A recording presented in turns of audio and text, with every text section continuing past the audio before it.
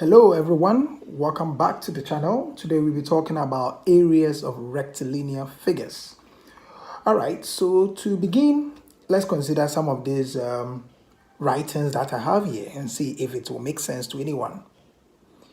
So consider triangle ABC. Let's say there's a triangle ABC, okay? A has the coordinates x1, y1, B, x2, y2, C, x3, y3. Now, you don't need this triangle to be a right angle triangle before you can find the area. No. So if we want to find the area of this particular triangle ABC, then all that we have to do is to write the coordinates in the vertical form, okay? So A's coordinate is x1, y1. B is x2, y2. C, x3, y3. But the coordinate that started should also end so that it would even out, okay? Keep in mind that always the beginning should also be the end, all right, of it. All right, so now how do you really move on to find the area? Well, remember that is half is out, okay? And this sign stands for the absolute. So even if the answer you get from here is, let's say, negative 12, you will actually use 12 instead of negative 12, okay? Because area can't be negative. That's why we need the absolute sign over here. All right, so how do you do it? Well, we normally do from your right, okay, the downward diagonal first, okay, so from your left to right, all right, first, that's all that you are doing. So this times that, plus this times that, plus this times that, okay, that is the diagonal that you are taking, okay, the downward diagonal, all right, so this, that, and this, you add them up, minus, okay, then you go this times that, plus this times that, plus this times that, and that's what we have here, okay? Then when you finish, make sure to bring the half over here, all right? And then you are done. So that's how we basically find the area. It might look confusing to you because they are all letters and blah, blah, blah. So let's just apply it to numbers and see how it is really done, okay? Hope you will understand it. Okay, so it says that we should do what? We should find the area of the triangle with the vertices 1, 2, 3, okay? So like I told you earlier, so area of this particular triangle will be equal to half, okay? Then you write the absolute. So let's start with the first. A is negative 2, 3. B is 0, negative 4. C is 5, 6, okay? And then you must end with A again, negative 2, 3, okay? And then put the absolute there. Okay, like I said, the downward diagonal first, so let's get all these first, okay? So that means we have half into bracket. Now, negative 2, this particular negative 2 times the negative 4 will give us 8. So we have 8 here. Then we have 0 times 6, which is 0. Then we have 5 times 3, which is 15, okay? Minus. And now, let's work on the next one. We do the upward diagonals, okay? And that will be 3 times 0, which is 0.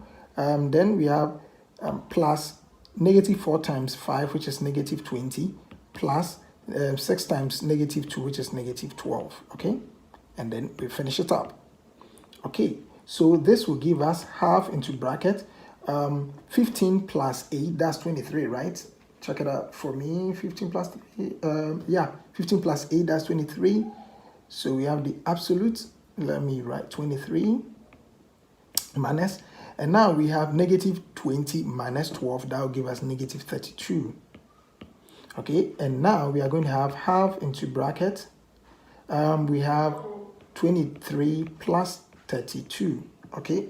So if we have 23 plus 32, that is going to give us 55. So now we have half of 55. Absolute 55 is 55. And that will give us 27.5 units square, since it's area, okay? Or square units. and then you are good to go. So this is how we actually do it. Okay, now let's apply this concept to more complicated problems, okay? Question number 2. It says that the A has this coordinate, B has this coordinate. The perpendicular to the line AB, okay, this line AB, at the point A crosses the y-axis at the point C. Well, you might think it's confusing. Sure, it is. So what do? We put things down, okay? So we have AB, A, B. Well, we are told that there's a perpendicular to this particular line AB, okay? But that perpendicular is through the point what? A, okay? So let's get that perpendicular down. It's through the point A, okay? And then it goes down to cross the what? The y-axis, okay? You don't need to draw that because we know that at the y-axis, x is equal to 0. That's all you need over there, okay? So the point is that we need to find the equation of this particular perpendicular line, all right? Then we can see that it is going to cross the y-axis, so x is equal to 0, and we can find the coordinate of C. So let's do that. Now, gradient of, let me use black, gradient of AB would be 8 minus 5 over 5 minus 4, giving us 3 over 9, giving us 1/3. Now, since the red line, all right, is perpendicular to AB, we can find its gradient easily.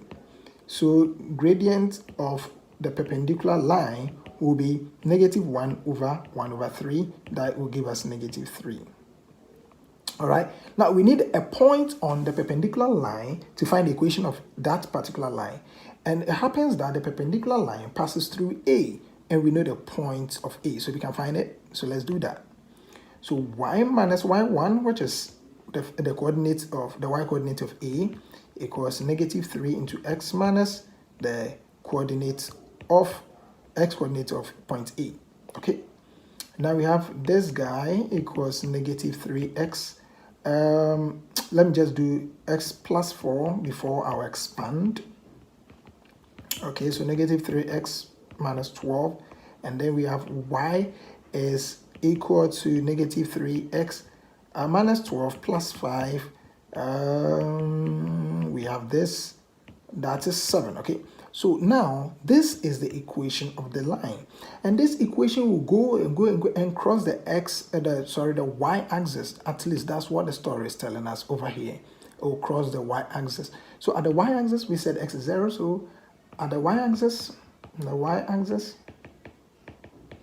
x is 0, so that would mean that we just put 0 here, so we have y is equal to -7. Okay, therefore remember that the point that the curve is crossing the y-axis is point C, so the coordinate of point C would be 0, -7. Okay, so that's it.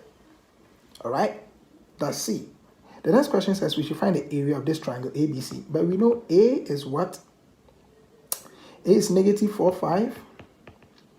B is 5, 8.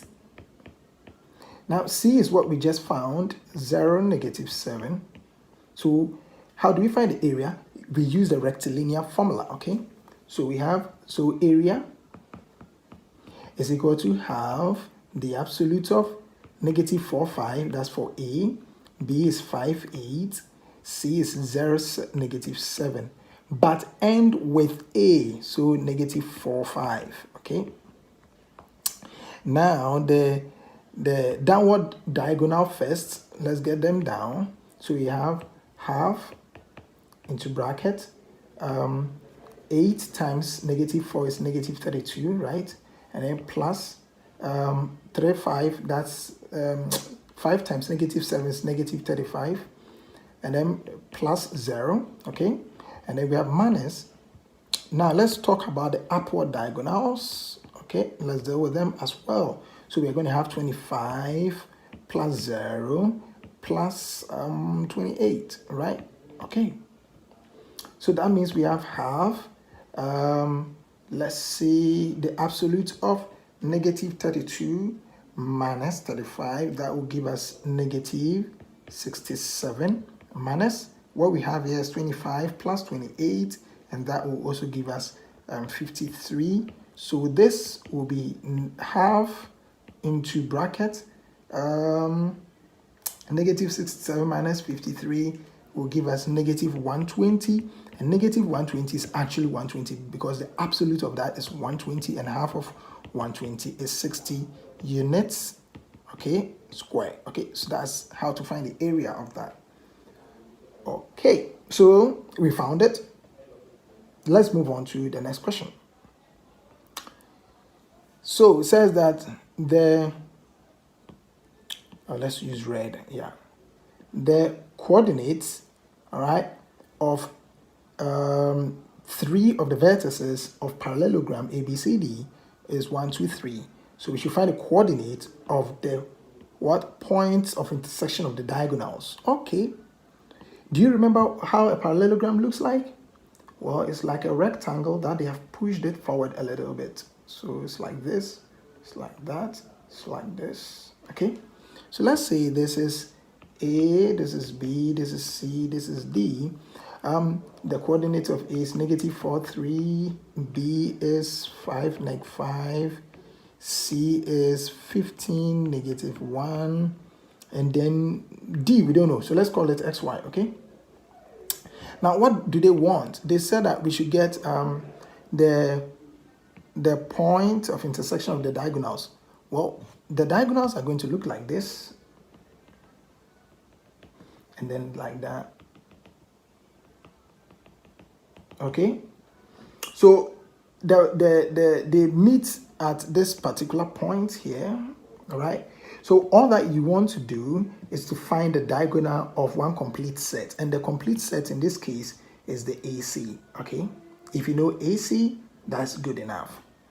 So let's find a midpoint of AC. Midpoint AC will be equal to negative 4 plus 15 over 2, and then you have 3 plus negative 1 over 2. That will give us 11 over 2, which is 5.5, and then that is 1. Okay, so that is the midpoint, or the point of intersection of the diagonals. Now the next thing is that they want us to find the coordinates of the points D. Let me tell you what we can do. We already know the coordinate of this point is 5.51, right? Okay, so this is what we can do.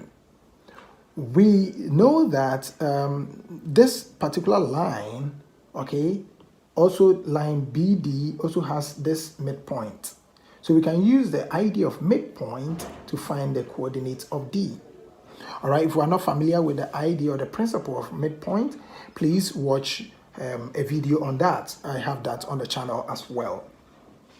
Okay, so the midpoint, the argument is that midpoint of BD should be equal to 5.51, okay, because this particular midpoint, this particular line has its midpoint intersect with the midpoint, or the midpoint of line AC. Okay, so this 5.5, 1 is shared by both the two diagonals. Okay, all right, so we can say that x plus 5, all right, I'm looking at the midpoint of BD, so the x here plus the 5 here divided by 2, and then the y here plus the y there divided by 2. Okay, so y plus negative 5 divided by 2 should give us 5.5, 1.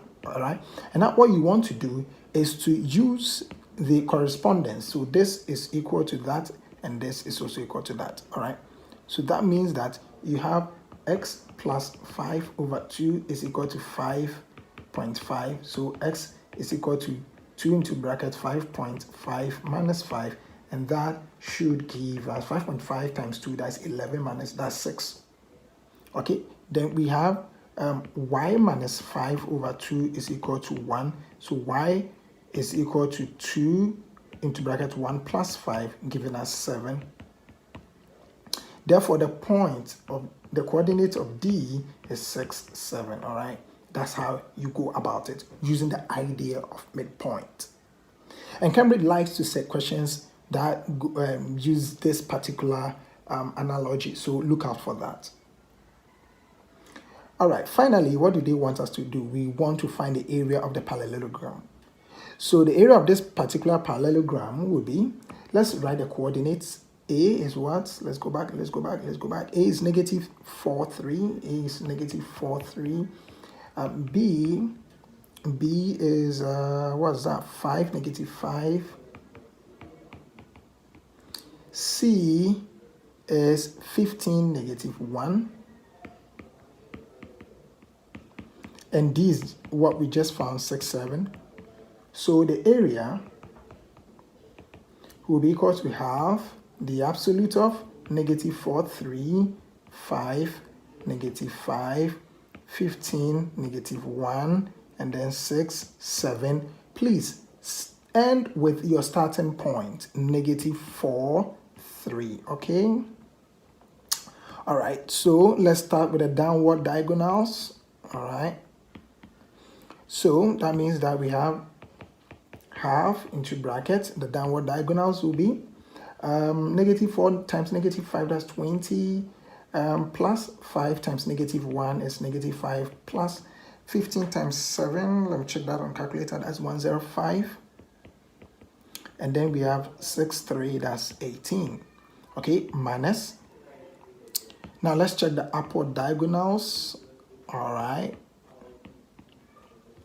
So that would be 3 times 5, that's 15, plus negative 5 times 15, that's negative 75, plus negative 6, plus 4, 8, negative 28. Okay? Sure. So now let's put everything on the calculator and check what happens here. So we have 20 minus 5 plus 105 plus 18. According to the calculator, I'll get 138 minus. Then over here I have 15 minus 75. So 15 minus 75 minus 6 minus 28. Calculator tells me that I will get negative 94. All right. So now this will be half into bracket 138, okay, plus 94. Okay, so you have 138 plus 94 giving you